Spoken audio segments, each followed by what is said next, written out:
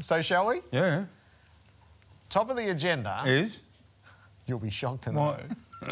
The Rioli verdict. The AFL's decision not to appeal, and that's despite the fact that they believe it was wrong, and reiterating their determination to stamp out head-high contacts in the game.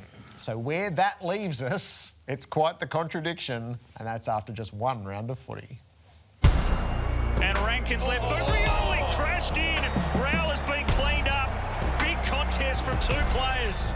The challenge is, once you're in the air and you're slightly second to the ball, what do you do from there? And what we're advising our players is that you do have a duty of care, but sometimes contact's inevitable. Jumping off the ground, I know that he's gone to protect himself probably, and has caught Rowell high. I did the pub test walking down and sort of sussed a few people out up the top here, and I thought it was a week, but clearly it's not. It's a dangerous precedent to be setting in round one. The priority should always be to protect the guy going for the footy, and I think that's a pretty dangerous action. And I think my understanding at the moment would be that would be a week, but it is a big call, and I'm sure that will set a precedent moving forward. So if that's considered a reasonable action, do we now have to look at Rowell's action in terms of running back with the flight? You think about some of the great marks we've seen in AFL football. They've been running back with the flight. Jonathan Brown, Rui. Is that the behaviour that now has to be adjusted? Nick Reebok come back with the flight of the ball and taking that mark. Jonathan Brown way back, it was mark of the year. Do we actually want you doing that? The people that want the head protected at all costs are hypocritical if they want to keep the high mark in the game. He was going for the ball initially, but he got there a tad late, turned his body and hit round the head. And I think the basic is what they're trying to do, and with all the concussion that we've spoken about in the past and the head safety, that is a week. We generally advise our players don't bump. You know, if you bump, you run the risk of hitting a person in the head, and that's not what we want in our game. So our positions are fairly clear. I was driving home last night trying to make sense of it, Robbo, and I settled on the phrase, I can't remember being so shocked or so wrong about the way a tribunal jury would determine a case. I asked you last night, are we wrong? Are we in the wrong? Now, again, I've spoken to so many people, I've listened to so many people speak on the matter today. The fact is, there is such a divided opinion. You spoke about margins, and some people are 100-0. Like Glenn Archer says, he goes, if Willie Rioli got suspended, he would stop watching AFL football. Yes. That's what he actually said to me. I said, really? I said, your son Jackson's playing for North Melbourne, chill out. He goes, no, he can't be suspended. I said, well, I think he can. We're diametrically opposed. So that's what I found with a lot of people today. Yeah, I agree with you. No, I disagree with you. And then the AFL, mate. Yeah, so the main issue, never mind the opinions, is the AFL and the tribunal are diametrically opposed. So the AFL believes that Rioli is liable and culpable for that action as rough conduct and would clearly do so again, but its tribunal doesn't. And given that it's the tribunal's role to independently test the rules, I wonder if the AFL's determination for the crackdown on high contact is even possible, because the tribunal last night essentially said that the laws don't support the intention. Yeah. Just before we go on, I think former players and people in the game have got strong opinions, and I think we should listen to them because they've been in these positions where they've gone under the flight of the ball and what happens in your head when you're under a high ball like that. On the systems and processes which the AFL spoke about today, they were actually almost patting themselves on the back saying, no, this is the independent tribunal and it's really important that we go through the systems and processes. What's more important? The system and processes that they've got in place for an independent panel who sits every 4 weeks, or the AFL who run the competition and run the rules, Jared, and who have mandated every year for the last, 15 years, about we're going to protect the head. And we have a situation like this. And I can understand why people have said, no, it's play on. But I understand more myself that this can't continue. And the AFL said, Jared, no, we don't like it, but we're going to let it stand. You know what? That's weak. I'm lost. Is it really important? Is it that important? So that's the risk where we find ourselves now. Is the head that important? Yeah. Well, right now, I don't think they... I just think it's not... The words sometimes aren't worth it, what they're written on, Jared. So it's a diabolical position for the AFL and the tribunal to be so diametrically opposed as you described it at the start of the season, and especially when the AFL had been crystal clear that if you arrive late to a contest, it doesn't matter how narrow the margins and you make high contact, you're gone in 2022. That was the mantra coming in, and it fails at the first hurdle. My view of the appeal was the AFL would only appeal if it was certain it was going to win, because it didn't want to lose this case twice, because it makes...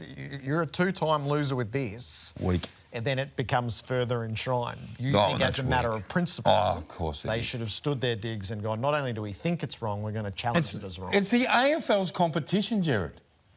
It's not the tribunal's competition. It's not. I know that... What are they standing on, the AFL? It's like, we're going to look really bad here, so we won't do it. Oh, come on. Show some balls. You know, this is the game. We've been teaching kids and telling kids, and coaches out there in all communities are teaching kids about protecting the people's heads. And that happens, and the AFL says, no, we don't like it. Actually, we disagree with it. I need to ask you a question, mate. Why do you think, other than they don't want to lose face... Well, I don't want to lose twice. That's losers' face, right? I actually think that makes it worse in what they're trying to do. So it's interesting. It's worse anyway. It's bad anyway. It is bad anyway. You ask about what is the tribunal's rule. I think there was a feeling last year that the tribunal drifted away from simply applying and interpreting the laws in the case and sort of came up with their own interpretation of what happened and what might have happened. So Jeff Gleeson was moved from prosecutor to chairman of the tribunal, I think, to straighten that up, and it backfired immediately, which is really interesting. The granular detail interests me, and I would say no matter which side of the debate, the two verdicts last night, so it sort of felt like it was almost certain Robinson would end up suspended just for the whole cluster of it, that the one that had a case would be unsuccessful and the one who was less so would. And Draper got off for punching anyway. But that was already done. So the Rioli verdict was player Rioli had eyes for the ball as he entered the contest. There is no doubt he braced for contact. How do they know that? How do they know that? Well, I think that's how it starts. No, but how do you know that he had eyes for the ball? Sam Mitchell said, geez, I'd like to see Rioli's eyes. We haven't seen where Rioli's eyes were, mate. Just let me finish making the point. There is no doubt he braced for contact a split second before contact, but when doing so, he did not cease to contest the ball. The way in which he did so was not unreasonable. Rioli wasn't contesting the ball in the final moments of that. And I don't care which side of it you sit on. It's impossible to look at that vision and go, he's still contesting the ball. No, he had braced himself and given up completely. That's not, mate, he didn't contest the ball. So that was... I found that... So if you're looking for grounds, I think you can drive a truck through that. And then the Robinson verdict came back. We're not satisfied Mr Robinson was contesting the ball at the moment of impact. So it's the same exact measure that's used. Rioli is contesting the ball at the moment of impact and Robinson isn't. That's the end of the matter. That was the disqualifying factor. Neither player was contesting the ball at the moment of impact. I find the contradiction, and the risk to Dersma should have been obvious to Robinson, who could and should have avoided head and neck impact. I could easily write the risk to Raul should have been obvious to Rioli, who could have and should have avoided head and neck impact. I know you didn't want me to cut you off then, but I'm telling you again, no one can tell me that Rioli had eyes for the ball, because I've got no vision. Have you seen vision of his face? No. So don't say he had eyes for the ball. No one knows, mate. Only Rioli knows. So what if a vision appeared and Rioli was looking at Raul? Would that change everyone's argument? Because right now, everyone believes that Rioli ran in and saw Raul at the last mini-second. What if he was looking at him like this and looking at him? It changes the whole argument, There are two other elements I find weird. Is the depiction that Rioli is revolt, and that should have been challenged at the tribunal last night, is Raul is revolt. Raul is the player going with the flight of the ball. So I haven't understood any of that. And I think that was poorly argued in last night's tribunal. What about your general thoughts, Jared, on the fact that And I've been thinking about this all day. I really have. It's just dominated my thinking all day. Am I so badly off kilter? And then I'm listening to other people and I'm trying to open myself up to their thinking. Because Rowell and Riewoldt and Brown and everyone else, Dartel, who ran with the flight of the ball and marked the ball, should they also, as they run themselves into that position, as the ball comes down, should they try and protect themselves or leave themselves open? Is it stupid courage? So you understand what I'm saying? Should they, under the ball, protect themselves a little bit? Duty of care for themselves? Or because they're running with the flight of the ball, everyone goes, that's tough.